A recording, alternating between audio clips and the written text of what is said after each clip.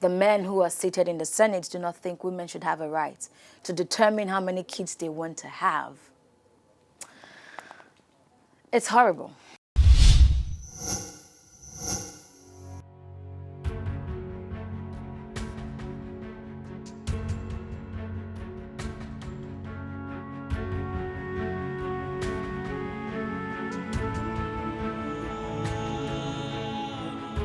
The first is social norms.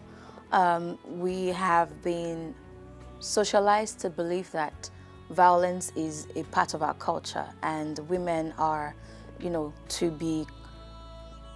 women are made to endure, to persevere. So a woman's strength is in how much she can persevere. A woman is to condone and to conform, to the various standards society, has created for them. And so within the family setting, from a very young age, you can see how that power imbalance is being perpetrated, because women are the fabric of the family, the strength of the family, the person who holds the family together.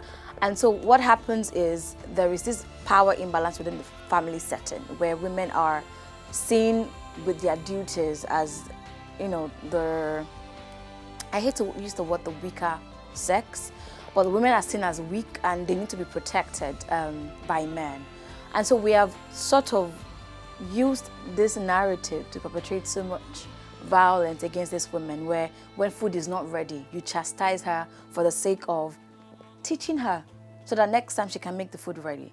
When a woman, wants to do a certain thing, she needs to request for permission from the husband before she can do that stuff. But then when you look at it from the other gender, men hardly, seek permission from women to do anything. It's as though a man has the full autonomy over their existence and their body and their beings, whereas women have to seek validation, seek permission, from the male sex. And so this narrative is what is translating into our education system, our workspace, and everywhere, where, for me to get something I rightfully deserve, you must request something from me, which is sex, because you are in a place of power, and there's so much abuse of power. Secondly is the lack of legal frameworks. So Nigeria has a couple of laws that we've passed, but then it's not properly implemented. And that takes me to the third point, which is system.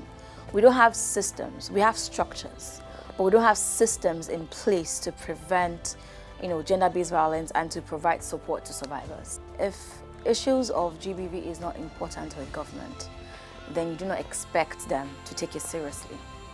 And that's what happens in Nigeria. Even the period that it takes to prosecute a case goes as lengthy as 3 years sometimes 4 years. And you expect the survivor to, always come to court, to recount their stories. We even have to sometimes plead with the police to arrest the perpetrator because they're asking for mobilization fee. They need us to pay for that to happen. So government hasn't really been responsive, and that is very evident in the Gender and Equal Opportunities Bill that has been thrown out of the House a number of times, because the men who are seated in the Senate do not think women should have a right to determine how many kids they want to have. It's horrible that we live in this country where women cannot feel safe and there are no systems to protect them.